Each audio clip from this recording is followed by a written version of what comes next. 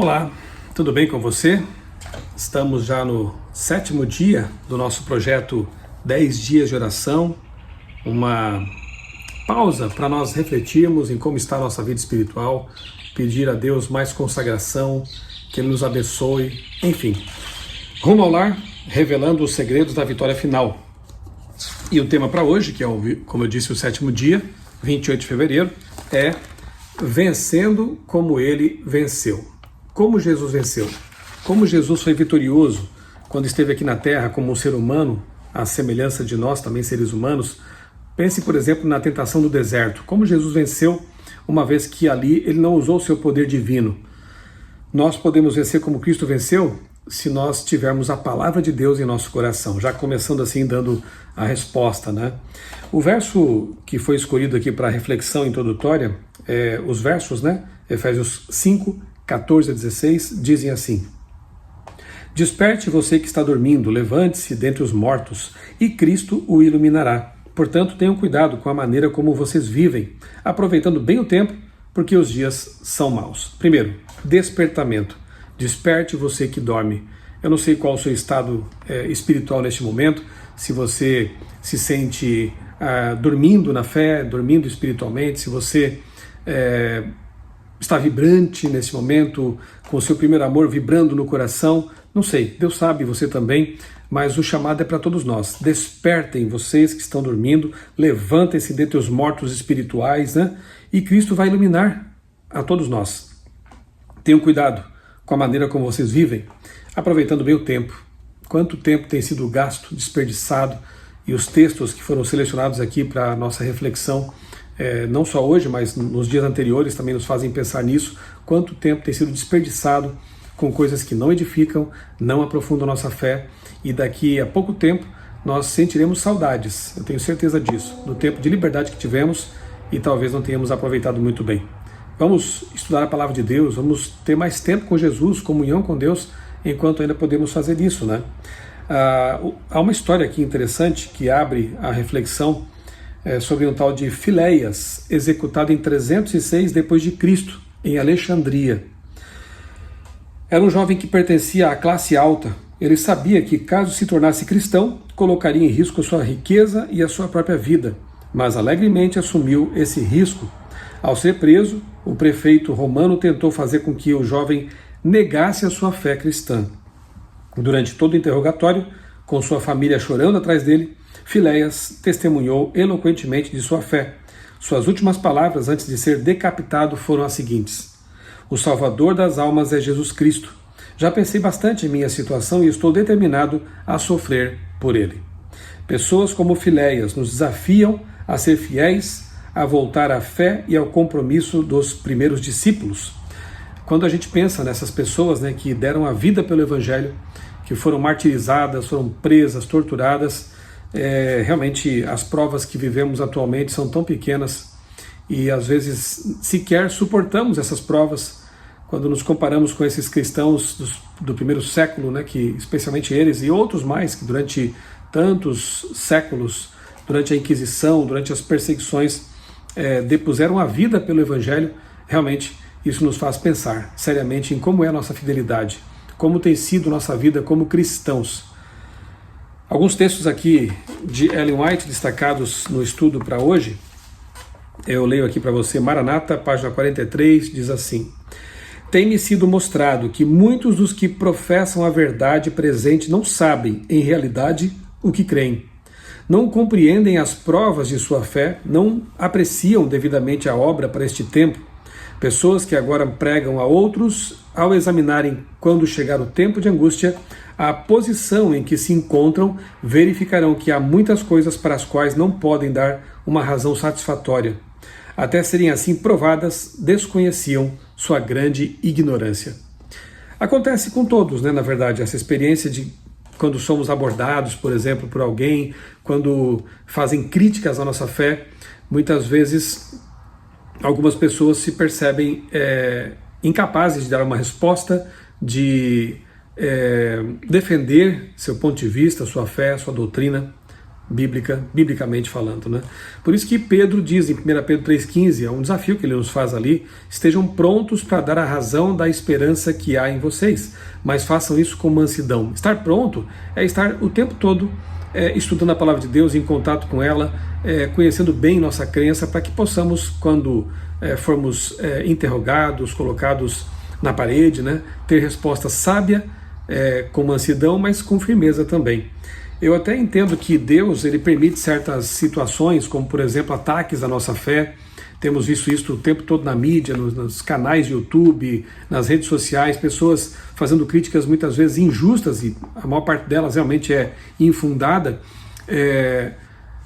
A nossa fé, a nossa postura, a nossa fidelidade a Deus com relação aos mandamentos, a nossa dieta, que procuramos viver à luz da Bíblia, e várias outras coisas, pessoas que nos acusam de ser fanáticos, de ser membros de uma seita. E aí, nesses momentos, sabemos dar uma resposta satisfatória, com mansidão, com respeito, mas com firmeza, com argumentação consistente? É isso, né? Deus permite que heresias se levantem também em nosso meio, muitas vezes, para que nós realmente possamos testar a nossa fé. Quantas vezes tive que estudar a fundo doutrinas como a Trindade, como o criacionismo, juízo investigativo, para apresentar uma palestra, um estudo, ou me defender de outras pessoas que estavam fazendo acusações infundadas. Isso é bom, em certo sentido, porque isso nos prepara para desafios maiores. Dar estudos bíblicos é uma bênção. Quando nós estamos ensinando a palavra para outras pessoas, temos que nos preparar para isso. Quando interagimos com pessoas de várias religiões, e até aqueles que não têm religião nenhuma, mas que Deus coloque nosso caminho para termos o privilégio de estudar a palavra com eles, isso nos fortalece espiritualmente, isso amplia o nosso conhecimento. Eu memorizei vários trechos da Bíblia justamente por causa disso, de ter a oportunidade de estudar a palavra de Deus com muitas pessoas. Já estou há 30 anos trabalhando como um instrutor bíblico voluntário. Minha esposa e eu somos uma dupla missionária. Como isso nos abençoa, como é bom aprender cada vez mais da palavra de Deus para dar respostas e nos fortalecer também espiritualmente. Grande Conflito, página 519, diz assim: apenas os que forem dedicados estudantes das Escrituras e receberem o amor da verdade estarão protegidos contra os perigosos, poderosos enganos que dominarão o mundo. Pelo testemunho da Bíblia, esses fiéis identificarão o enganador em seu disfarce. O tempo de prova virá para todos. Pela peneira da tentação, os verdadeiros crentes serão revelados. Como? Dedicados estudantes das Escrituras. Esses não serão enganados por Satanás e estarão firmes. Nossa única segurança, Grande Conflito, página 173, agora eu leio o seguinte: em nosso tempo há um grande afastamento das doutrinas e preceitos bíblicos e há necessidade de um retorno ao grande princípio protestante, a Bíblia e apenas a Bíblia como regra de fé e prática. Tem gente que tem coragem ainda de levantar a calúnia de que Ellen White, ou de que os adventistas, né, consideram os textos de Ellen White como uma segunda Bíblia, que colocam no mesmo pé de igualdade. Veja o que a própria Ellen White diz aqui: o princípio protestante de que a Bíblia e apenas a Bíblia deve ser nossa regra de fé e prática. Sim, nós entendemos que os escritos de Ellen White são uma bênção para a igreja. Eles nos orientam a respeito de muitas questões, mas a Bíblia é o nosso livro guia, é a nossa suprema regra de fé e prática, e a própria Ellen White diz isso. Então, se você já ouviu essa mentira dita por aí, com mansidão, ajude essa pessoa a entender que nós não pensamos assim. Não temos uma segunda Bíblia. A Bíblia, a palavra de Deus, é a nossa regra. Satanás ainda está trabalhando com todos os meios à sua disposição para destruir a liberdade religiosa. O tempo todo vemos o inimigo trabalhando por meio de pessoas, de instituições, de políticos, para solapar a liberdade religiosa. E as ameaças vêm à direita e à esquerda, de todos os lados.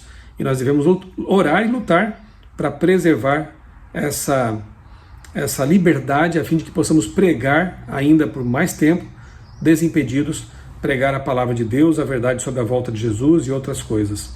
O mesmo poder anticristão que os protestantes de Spira rejeitaram está hoje, com renovado vigor, procurando estabelecer ou restabelecer sua supremacia perdida. A mesma inseparável adesão à palavra de Deus que se manifestou na crise da reforma protestante é a única esperança de reforma hoje. Reforma espiritual sem a Bíblia como centro não acontece, não existe. É mero emocionalismo, mero transe ou coisa parecida, né? Se não for a Bíblia o centro da reforma religiosa, não haverá uma reforma verdadeira. E aqui no finalzinho, aplicação pessoal, eu leio o seguinte: vivemos hoje em um mundo com mais exemplares da Bíblia do que houve em qualquer outro momento da história, mas pertencemos à geração mais despreparada em termos bíblicos. Comprometa-se hoje a estudar a Bíblia de maneira profunda, a ponto de poder defender-se do mal com um "assim diz o Senhor". Que a história de Filéias e tantos outros mártires cristãos fiéis ao longo da história nos motivem a ser fiéis como eles. E que aproveitemos bem o tempo de liberdade que ainda temos para pregar, estudar a palavra, pregar sobre a palavra e nos fortalecer espiritualmente para os desafios que virão à nossa frente. Vamos orar?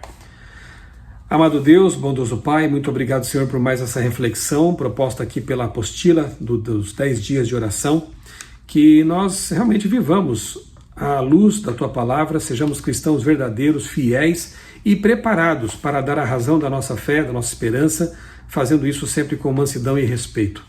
Dá-nos a Tua paz, que continuemos participando aí nos pequenos grupos, nas igrejas e nossos lares, dos 10 dias de oração. Saiamos desses dias mais fortalecidos, mais vibrantes em nossa fé, que seja uma bênção para a Tua igreja, mais uma vez esse projeto, essa série de estudos e de oração em família. Nós oramos e te agradecemos tudo em nome do Senhor Jesus. Amém. Um abraço para você, até amanhã, mais uma reflexão aqui dos 10 dias, e que Deus abençoe grandemente a sua vida e também a sua família.